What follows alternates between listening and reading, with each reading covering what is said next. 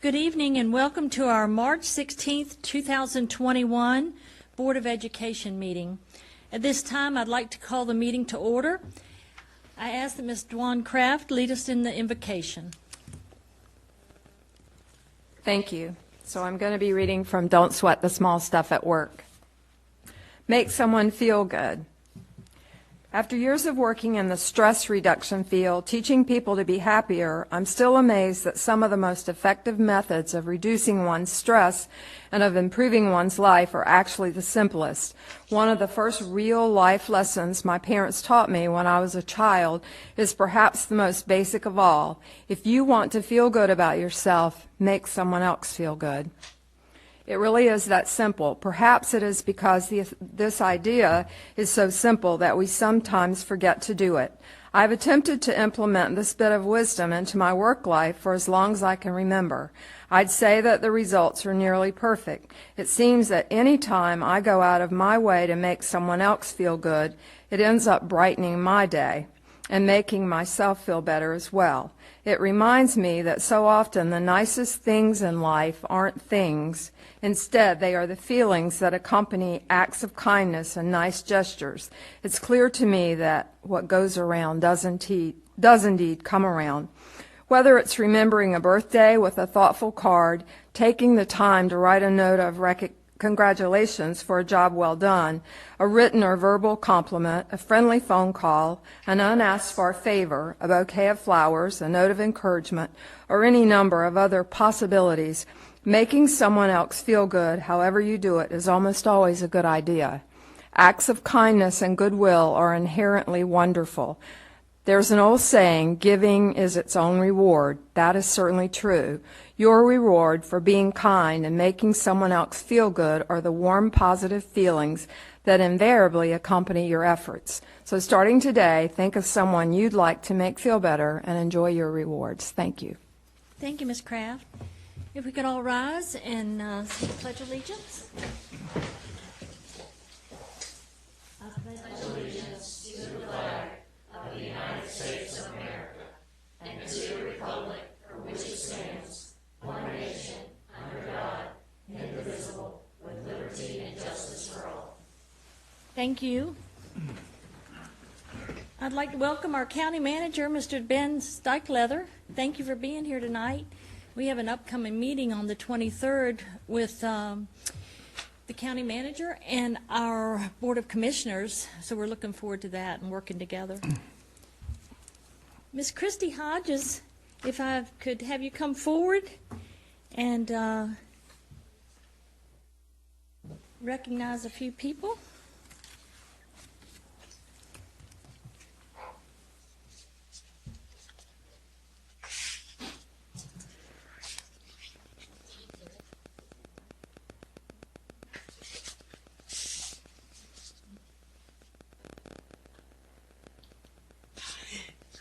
Good evening, Madam Chair, Madam Vice Chair, board members, student board members, and Superintendent Dr. Liggs.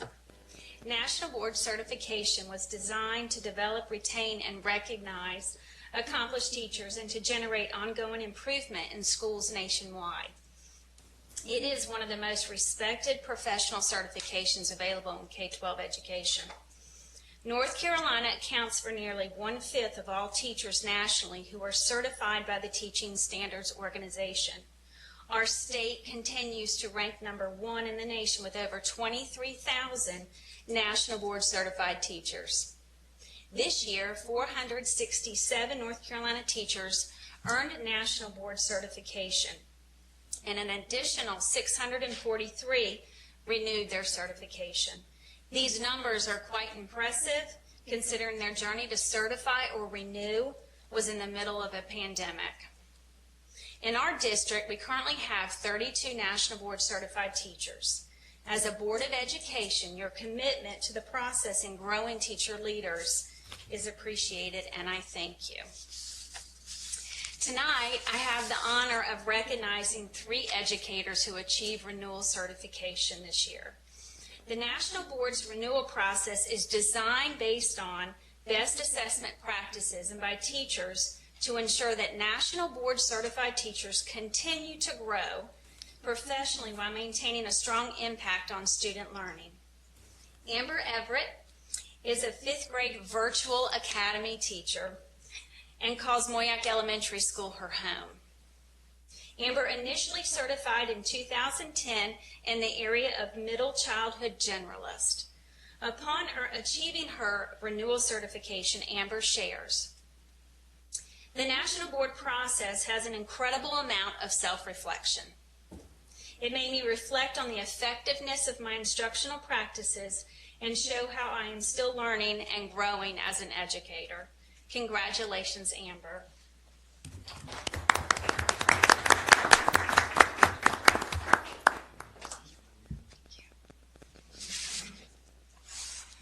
Molly Parker is the media specialist at Jarvisburg Elementary School. Molly initially certified in 2011 in the area of early childhood generalist. Upon achieving her renewal certification, Molly shares, "Going through the National Board process made me more intentional on my teaching. It pushed me to think about the end result of every lesson, every activity, and every book that I read to my students. I also want to show my own children that you never stop learning and growing. Congratulations, Molly."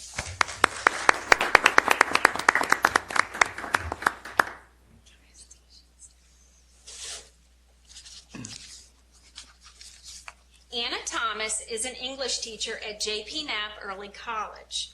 Anna initially certified in 2011 in the area of adolescence and young adulthood English language arts. Upon achieving renewal certification, Anna shares, "It was very satisfying to affirm my growth as an educator across different grades and schools over the past 10 years. As a National Board certified teacher, I continue to refine my approaches and curriculum content to maximize learning and engagement for my students." Congratulations, Anna.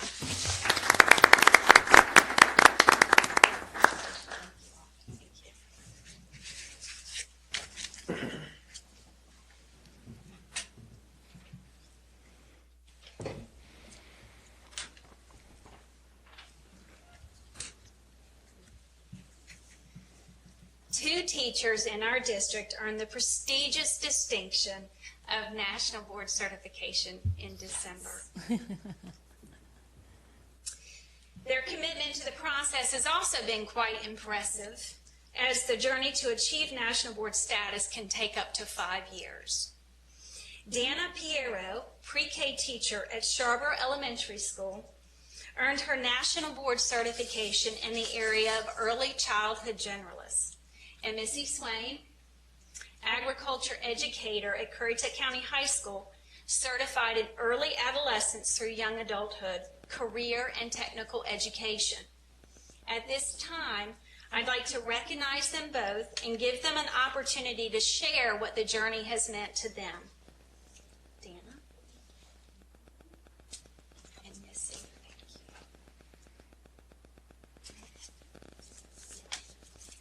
Hope I can see you over the having it kind of close.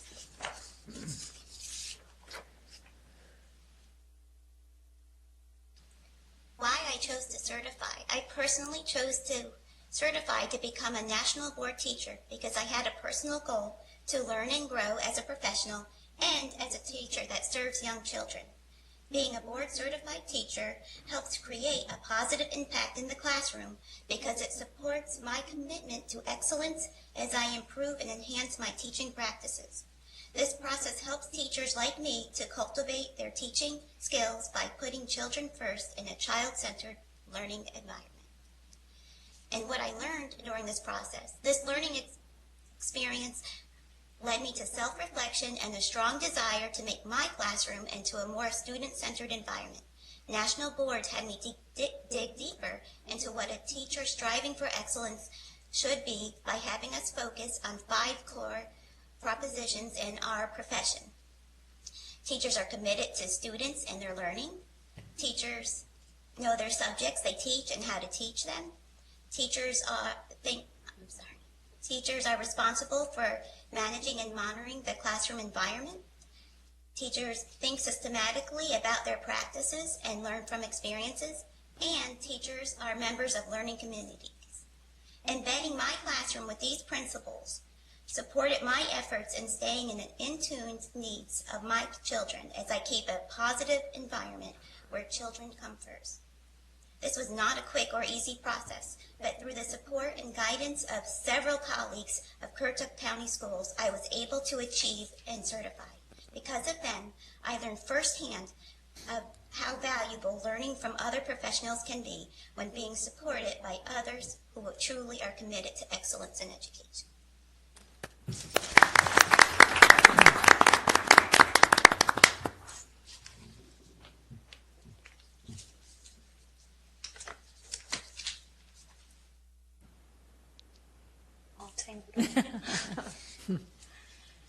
Good evening. Good evening. I would like to thank the Board of Education for supporting National Board's staff development and support for teachers in our district. I really appreciate all that Christy has done for us who are going through the National Board process. Recognizing that teachers need this type of support is tremendous in the success of our teachers completing the process successfully. I truly believe that educators are lifelong learners. Just like in any profession, we set professional goals for ourselves to keep us motivated. The reason that I decided to certify was because I wanted to be challenged and I wanted something to work towards. I learned that I am thankful to have finished this process during a pandemic because it slowed things down in my life, which allowed me to really focus on intentional instruction, using data to drive instruction, and to reflect as an educator. Thank you. Can I get everybody back up here so we can go through a picture? Congratulations to all of you. Yeah, I would just like to say, as a former nationally board certified teacher, I know what you went through, and I am so proud of you. And that's my third grade student right there. I'd like to congratulate you as well. I know what a task it is, and thank you for going through the progress and renewing and initially certified. All right, so we'll get all together and then we'll have a circle right there. On three. 1, 2, 3. One more. Terrific. Thank you.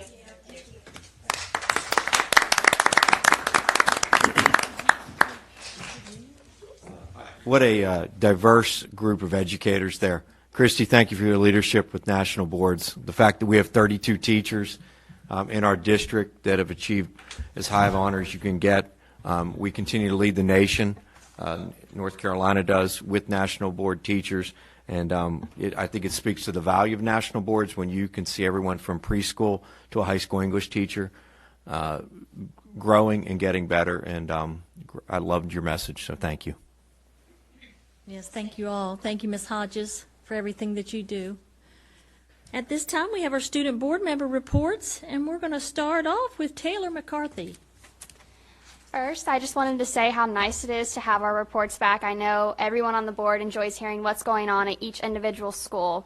So we're going to start with Central Elementary School. A huge shout out to Miss Angela Blotcher and her second grade students who won the Northeast North Carolina Regional Math Competition through SumDog.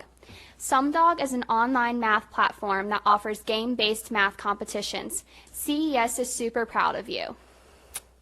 Next, we have Currituck County High School. Counselors have been busy registering students for next year. They have been busy going into classrooms and inviting 8th grade parents into the building. This is to ensure that we have a student-centered master scheduled next year and that the students can take the courses they need. Next, we have Currituck County Middle School. It's a twist on the traditional Spirit Week. This week, Raiders are focusing on kindness and positivity.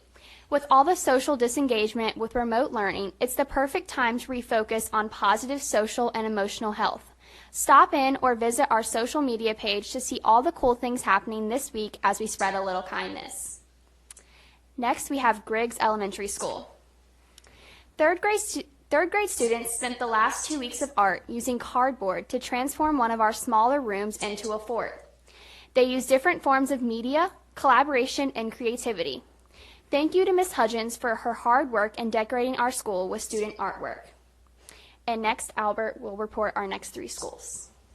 For JPNEP, it's that time of the year again at JPNEP. COA registration for fall 2021.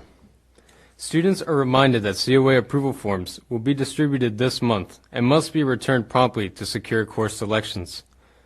This will be discussed in detail with 9th and 10th grade parents during virtual meetings on March 18th and 25th. For Jarvisburg Elementary School, JES had a very successful virtual readathon facilitated by Mrs. Parker the 2 weeks surrounding Read Across America Week. Students were awarded prizes, treats, and lunch with the librarian.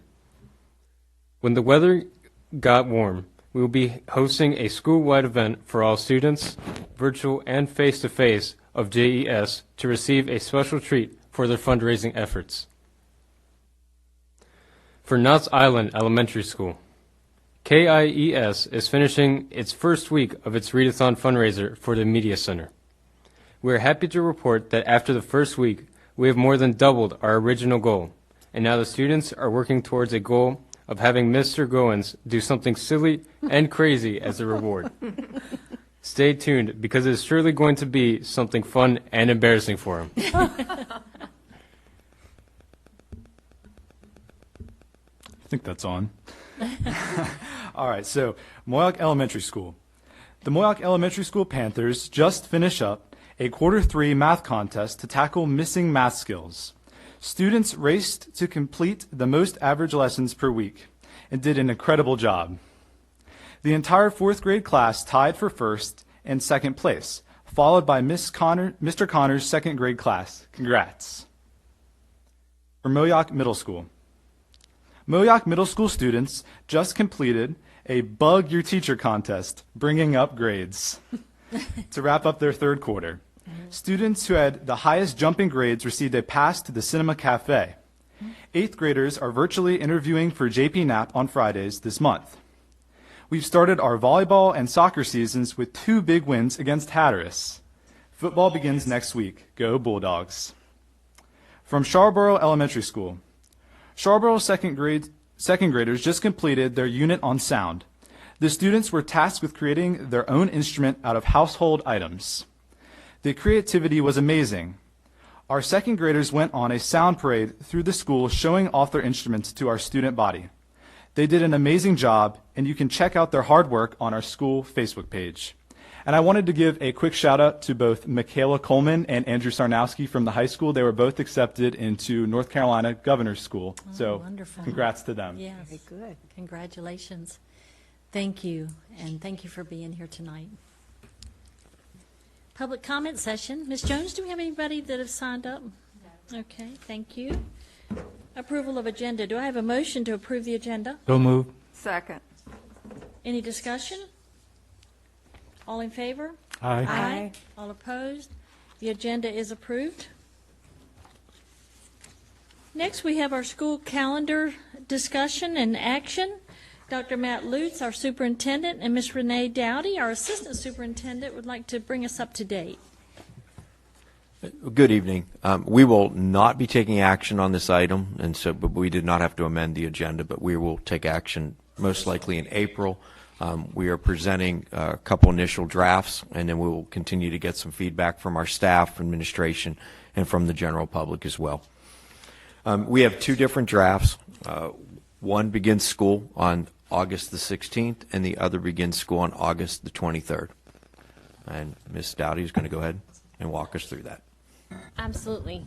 So usually by this time of the school year, we have already adopted calendars, or this meeting would be the time where we would adopt calendars for next school year. And in years past, inevitably, we receive some direction from the state board or Department of Public Instruction that causes us to amend those calendars. So in all earnest and transparency, we have drug our feet a little bit this year because we've been anticipating that to come out of the state.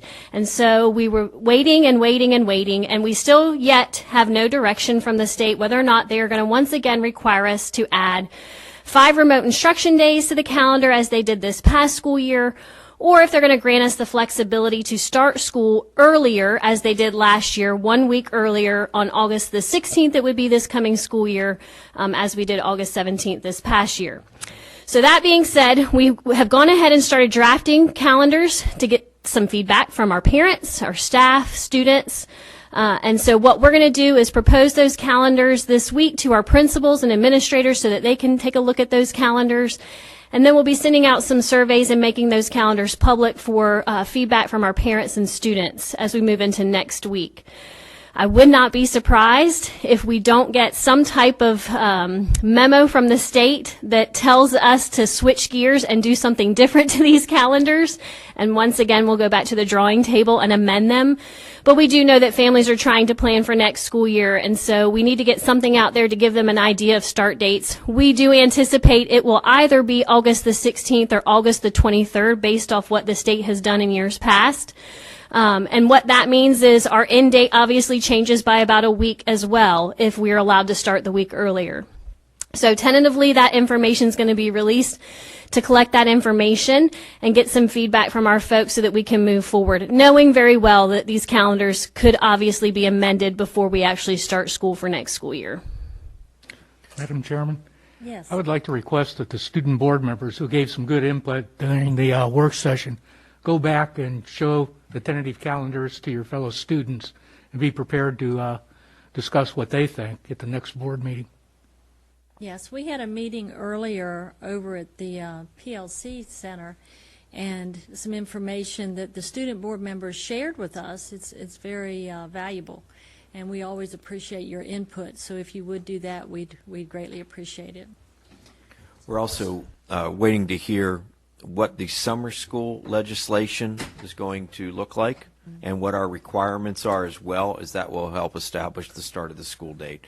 So we wish that, as Ms. Dowdy had said, we wish that we're able to bring calendars that we think will stand, but there's still a lot of things up in the air. We'll come somewhere near one of these. Mm-hmm. All right. Well, thank you both. Budget amendments. Ms. Larissa York, our Chief Financial Officer, is going to be giving us some information concerning finances. Good evening. Good evening. In your board package, you have budget amendment number 4. And at this point in time, this is letting you know that we are now over $50 million. Our current budget is $50,582,803.45. If you'll turn the page to State Public School Fund, our revenue increased by $61,264. And most of that increase was from our $75,000 digital learning grant. So kudos to our IT department for working on that and getting that into us. It's going to help out greatly. Would you like to speak on that? Or? I'm going to touch on it in my closing remarks. So we'll hear about that a little later. Turn the page. We go to local current expense fund. We had no revenue in this fund. So we can turn the page to the Federal Grants Fund. We've got, we had some revenue coming, we had some budgets approved for a couple different PRCs, and so we had an increase of $70,724. Most of that increase was due to PRC 114, which was a grant for children with special needs risk pool. That was a $64,564 grant. That's a pretty big one. And then we had some CARES Act money come in. Bulk of that was also an exceptional children's grant for $23,675. Okay, we'll turn the page to our capital outlay fund. We had $435,000 given to us by the county to cover our 3 mobile units that we'll be needing. So that money did come into us, and I'm putting it in this budget amendment for you to vote on. Okay, one more. Our other local revenue fund. We had an increase of $18,143 in revenue, and that was just a couple little grants here and there. The biggest one was our LEP consortium that we go into with a couple of our surrounding counties. We finally got that money to be put to good use. Okay. Are there any questions? Anyone have any questions for Ms. York? It wasn't as much black this time as it was last time. Exactly. Thank you for all your hard work. Sure. And we do need action on the budget amendment. Do I have a motion? Motion that we approve the budget amendment number 4. Do I have a I'll second? second it. Okay, we have a first, we have a second, and we open it up to discussion. Any discussion? I would just like to say thank you to the county for the appropriation for the mobile classrooms. units? We Yes. appreciate that. Yes. And I agree. Please let the commissioners, we appreciate their support. Yes, thank you very much. Any further discussion? All in favor? Aye. All opposed? Budget is approved. Thank you. Thank you, Ms. York. All right, Senate Bill 220, an in-person and virtual instruction. We have an update for everyone. You may already know, but I'm going to turn it over to Dr. Lutz, and he will bring everyone up to date.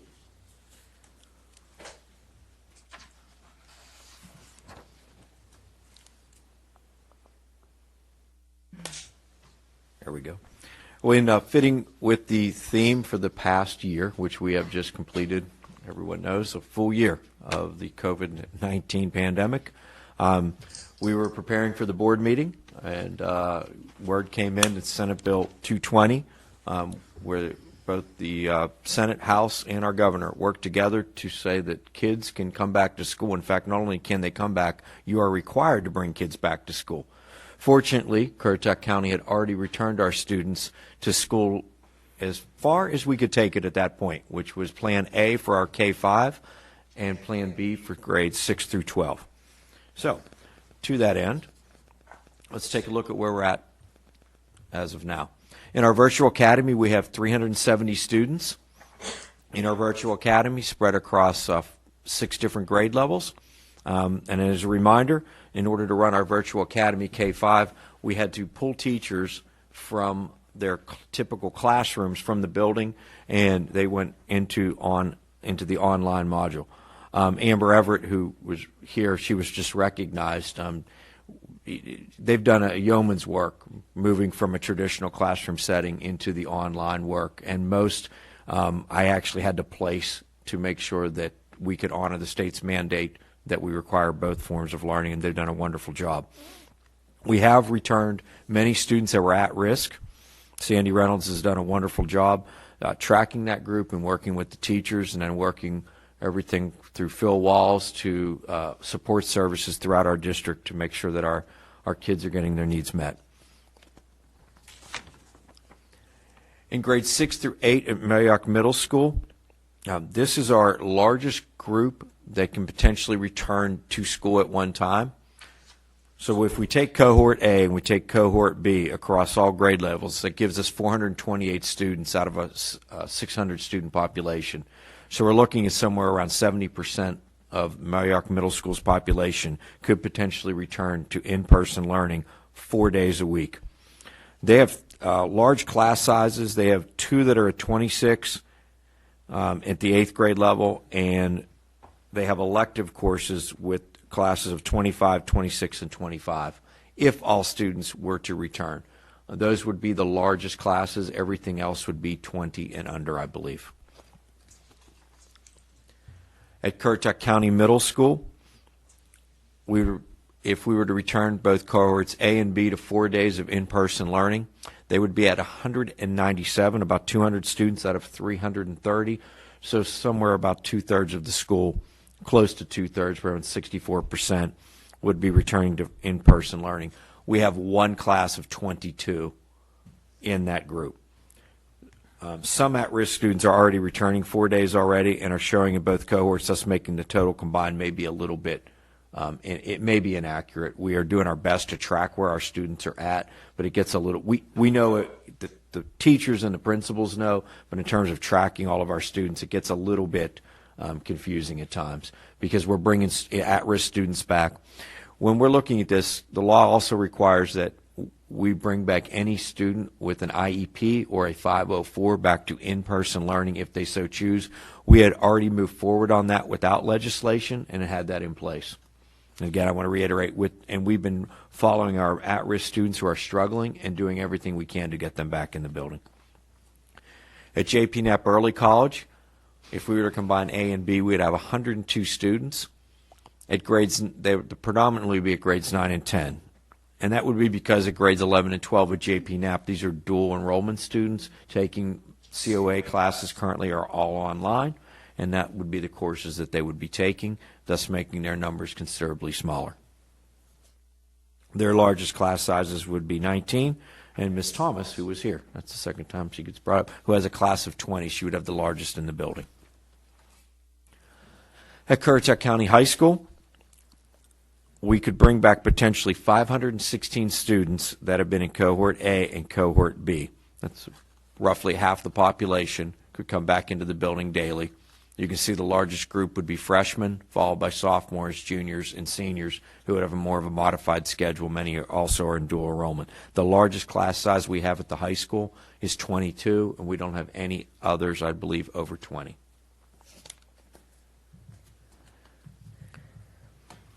Our recommendation is to return cohorts A and B together under Plan A for both middle and high school students effective March the 22nd. That's Monday of the upcoming week, thus providing in-person instruction 4 days per week for both middle and high school students. We immediately checked with, actually my first call when this came in was to Phil Walls, our transportation director, and said, get moving, can you make this happen? I think you can by using the two cohorts. When we followed up with contacting Angela Rodriguez and Food Service and other support services, and everyone was on board, including our principals who were excited to get our kids back as many days as possible. Everything was met with enthusiasm. It certainly felt great to not have to literally say, how can we get this done with little, there was zero resistance. And we know that it was a bit difficult when we decided to bring back all of our buildings online in January, and everyone has had a positive response with the opportunity to bring students back. I do want to add here that we believe the intention of Senate Bill 220 in this law was to essentially force districts who had not returned to in-person learning back into that mode and from virtual. And so we're interpreting the law as such. We have provided in-person instruction in Currituck County for our elementary students since October in the K-5 world. We've also provided 6-8 in the middle school since November, and we had been the only district in the state that came back in January with our high schools. We felt that was important, and I've commended the board numerous times on our patience through this process, and in talking with other superintendents in the region and throughout the state, we feel comfortable bringing our kids back under Plan A for our middle school and for our high school. We feel confident that we can make this work. Now remember that under Plan A, we do not have to follow the 6-foot social distancing guidelines. They are minimal social distancing in the classroom. Our eating procedures would stay, our food service procedures would stay in place. Transportation, however, moves to 2 per seat, which should be standard for 6 through 12. We've always put more on our elementary buses, and we're going to stick with that for now. And that makes us use more buses at the elementary routes to get students to school, because we previously we exceeded 48 students on elementary buses. We went up to 72. I wanted to add that part of, if we choose to move to Plan A, Currituck County Schools must notify the Department of Health and Human Services our plan for moving to Plan A, and we must partner with the ABC Science Collaborative of the School of Medicine at Duke University to allow the collaborative to collect and analyze data for students in Plan A in grades 6 through 12. This was part of the Senate, House, and Governor's office working together was to agree to collect this data to make informational decisions moving forward. Explain that a little bit for the public, Dr. Lutz, about the... So we would not report students' names directly to the collaborative, only cases and where the cases came from. We have also to date not had a single case, to our knowledge, of spread between students to students in our buildings. We have all of our cases have come from outside in, and we are unaware of any cases where we quarantined a student that was in contact with a student in the classroom who then became COVID positive. And again, I do make sure I network throughout the state and talk to other superintendents who are in a similar situation, and we are all finding the same thing. But I am excited to actually participate in using the Science Collaborative to help us show what we can and can't do or should or shouldn't do. Thank you. May I make a motion? Yes, please. With that being said, I'd like to make a motion that we bring our students in grades 6 through 12 back under Plan A. And I second that. And I'd really like to give a hats off to Dr. Lutz and everybody in the school system for getting our children back as early as October. Yes. And it's gone smoothly, as you said. We had safety protocols in place. And I know our teachers have worked hard, especially 6 through 12. Well, not especially, but most recently 6 through 12 with teaching both Yes. virtual and in person. Teachers have a hard enough job without having to do that. That's right. And can we just, Also, Oh. go ahead. just to clarify, the policies will still stay the same as far as when we have cases and quarantining and classrooms and things like, all of that will still have to stay the same, right? All the other policies remain in place. The And quarantine, masks. masks, nothing Just for the changes. public, Nothing changed except that we can bring kids back and we can put more students on the bus under Plan A. And has all staff that wants to be vaccinated, have they had the opportunity? Do we know that? They've had multiple opportunities, and Mrs. Arrington continues to make sure that any opportunity that comes up, we push that out. At last check, I think we had 82% of our staff had been vaccinated.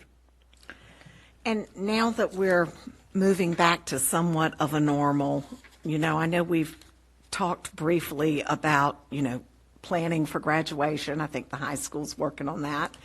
Can we also possibly have a prom? Can we talk about it? So we are, right now, Camden and Perquimans are both looking at having their proms. They are both considering indoor and outdoor venues.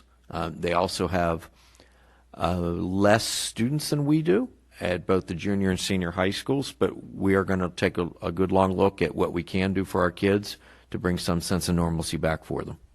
I think the kids, even if, and certainly our student board members can speak more to this, but I think if they could have something, even if they didn't go rent the tux and wear the formal dress, maybe semi-formal, whatever they wanted to do, I think they'd be pleased, even if we couldn't do all the decorations and the frou-frou.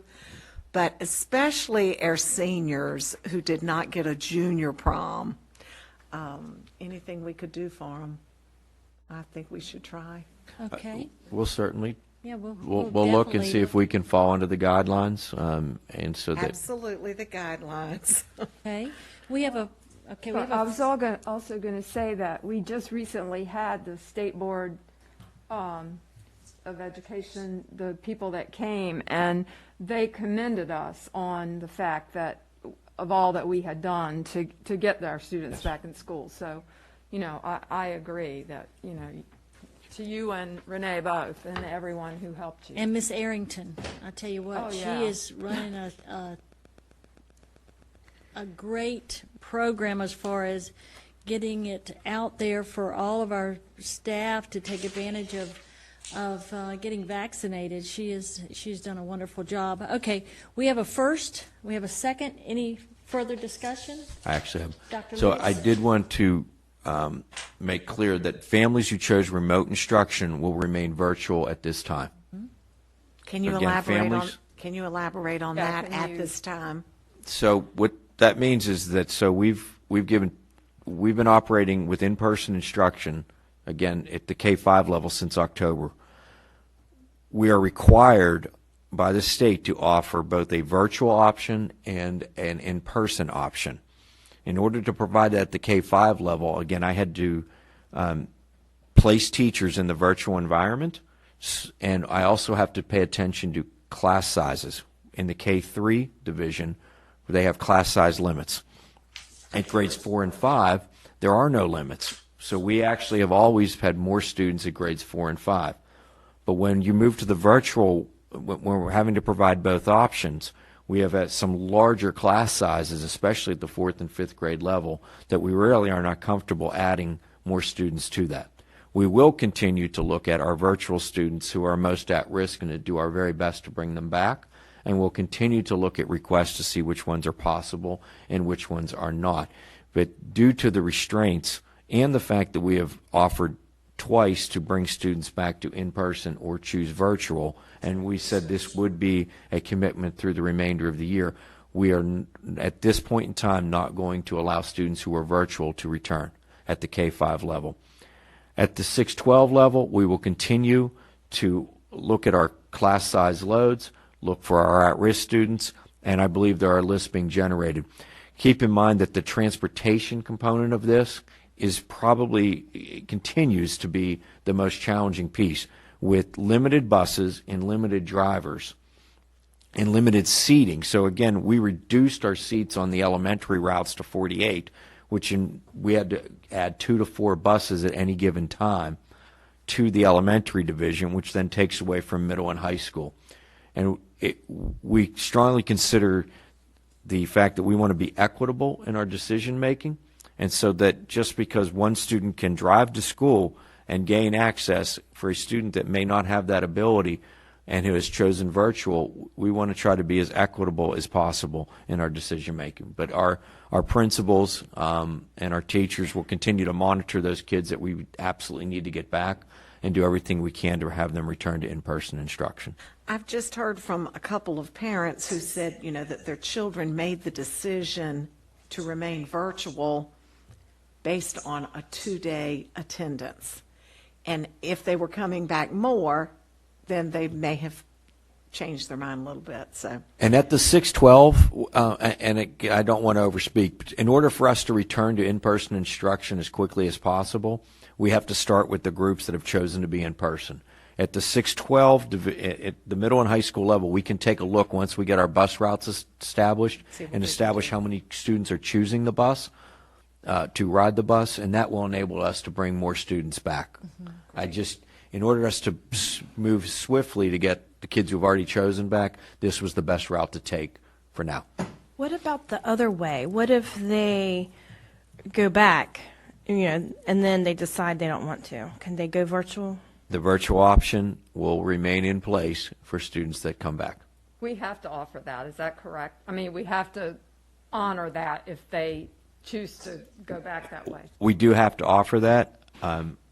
And when we come back in April, though, I'm going to bring a slight amendment to the board regarding leaving in-person and virtual during the last part of the year, but that's for April's discussion. Okay. Well, the at-risk students that you had mentioned earlier, they may be able to benefit from summer school. Is that correct?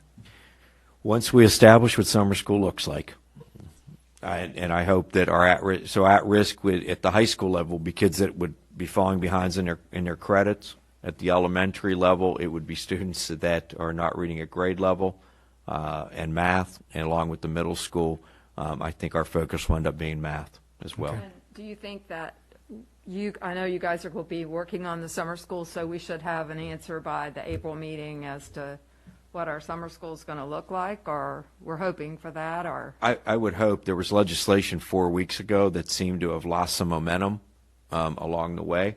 And so in between, we squeezed in Senate Bill 220, and I'm waiting to see where that goes. There is in the consent agenda, it says summer school plan for 2021. That is not our summer school plan that I'm referring to. That would be for an accountability piece that we've actually passed multiple times over the last several years. That is not a typical summer school. That's a normal. Yep. Okay. That's just checking the box so that we turned one in. Okay. Thank you. Any further discussion? All in favor? Aye. All opposed? Motion carries. Do I have a motion to approve the consent agenda? So moved. Second? Second. Any discussion? All in favor? Aye. All opposed? Consent agenda is approved. We have a few information items. Joint meeting with County Commissioners on March 23rd, 2021, and that will be held at 5 o'clock, if you'll change your time from 5:30 to 5. And that's going to be held at the Cooperative Extension Center.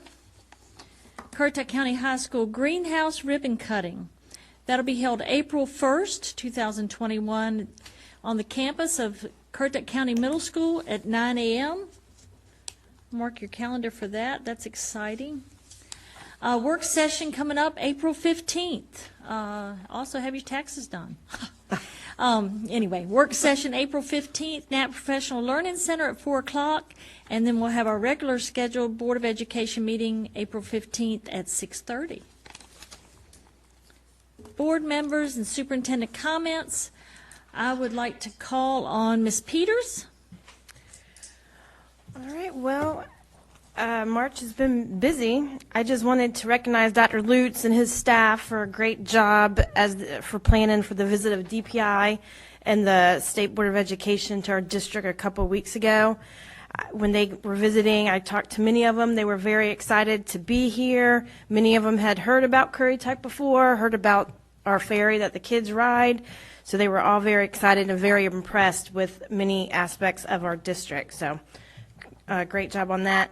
I also wanted to give a shout out to the Currituck County Sheriff's Department and Chief Walker, and of course Batman.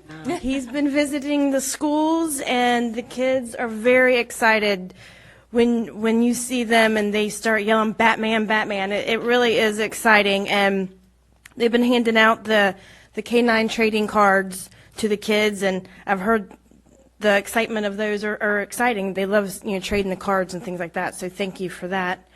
The first week of March was Social Work Week. So thank you to our school social workers.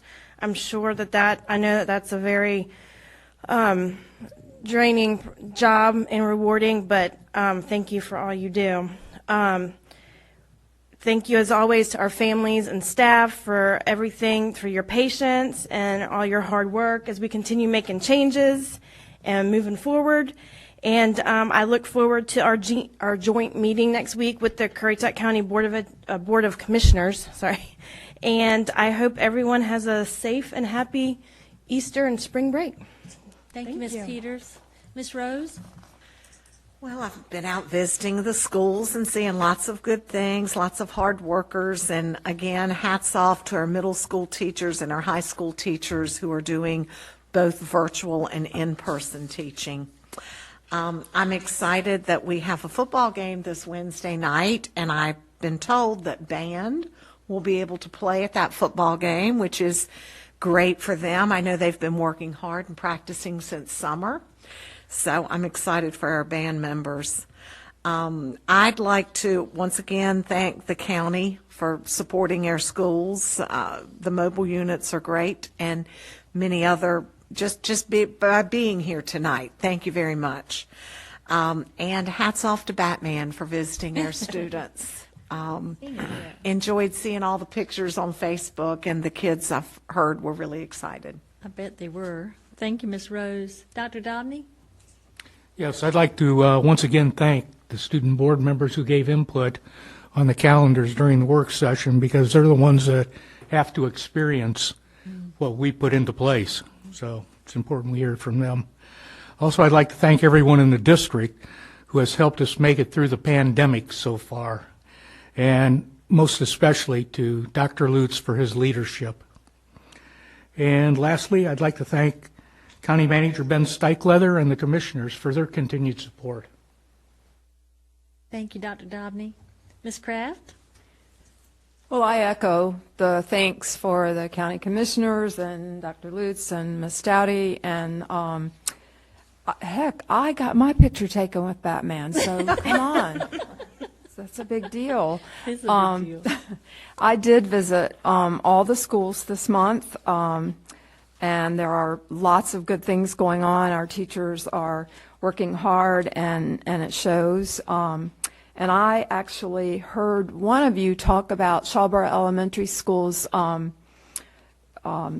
homemade instruments, and I saw them out in the hall, and I'd already been to the second grade classroom, and I had to make a second stop in there and tell them how great they did. I mean, they were amazing. They made them at home, so they had some help with it from their parents, but then they were able to do a parade around the school, so they really had a great time with that. And I also wish you all a happy Easter and a great break. Thank you. Thank you, Ms. Kraft. Dr. Lutz? Congratulations again to our National Board certified teachers. Christy Hodges, thank you for your fine work and leading that work in our district. Congratulations to our DTL, Digital Teaching Learning Team, and we have chosen 16 people in our district to lead that work under Sandy Reynolds' tutelage, and we had many applicants, and it's great to have, tough to make choices, but it's also great to have that level of enthusiasm. The Department for Public Instruction visit has been mentioned several times. We were fortunate to have the team come in, led by Freebird McKinney, and it really opened some doors for us here, I believe, in Currituck. We took them on a tour. We hopped on the ferry, went across to Knott's Island, drove through Virginia, went past Gibbs Woods, over to Marriott Elementary, stopped at Southland for lunch, and then headed south to Central Elementary, and ended up at the high school and the middle at Currituck County Middle School and Currituck County High School, and ended up finally at JPNEP. And what they got to see were the challenges that a district such as Currituck faces with our travel and trying to meet bus requirements and maximizing efficiency. They got to see students in class that we had a situation where I said, look at that classroom right there. And they go, I said, we've been doing that since October. We had kids in learning, and there was not great spacing. And she said, can I take a picture of that? I said, please do. And so our teachers were highlighted as we went through the district. The amazing things that our teachers were doing at the virtual academy were highlighted. And it was just a tremendous visit. I got to give credit to Ms. Dowdy who put that itinerary together. It was ambitious, and we met all the requirements. And the bus idea was great because it had basically forced really great conversation throughout the entire time. All right, now for some other news. Graduation dates are set for the high schools. So JPNEP will graduate on May the 21st over in Elizabeth City on campus, the usual at COA in Elizabeth City. And Currituck County High School graduation will take place on May the 27th. The restrictions currently are enough that we can definitely move forward in terms of having outdoor or indoor event in the case of JPNEP. We should be able to make that happen. Mr. Steckler, thank you for attending tonight and the support that you and the county commissioners continue to give our school system, and we really enjoy the relationship. And finally, happy Easter to everyone. Yes. Thank you, Dr. Lutz. Again, I would just like to echo the sentiments that a lot of my fellow board members have stated tonight. The unity that we have within the system, the teachers, the faculty, staff, everybody working together as a team. I love that. I think you get a lot more accomplished when you have that team approach instead of being divided. I think working together and making great things happen like we've been doing. Dr. Lutz leading that charge with Renee Dowdy right there beside him every step of the way. I think we've done great things. For us just to be back in school last October, that just wasn't done, and we did it. So hats off to everyone that made it happen. I'm so proud to be part of the Currituck County system. Again, as Dr. Lutz was telling us about, on March 2nd, during Read Across America Day, we did have a visit from DPI, Department of Public Instruction, and they had a itinerary that day that was really impressive.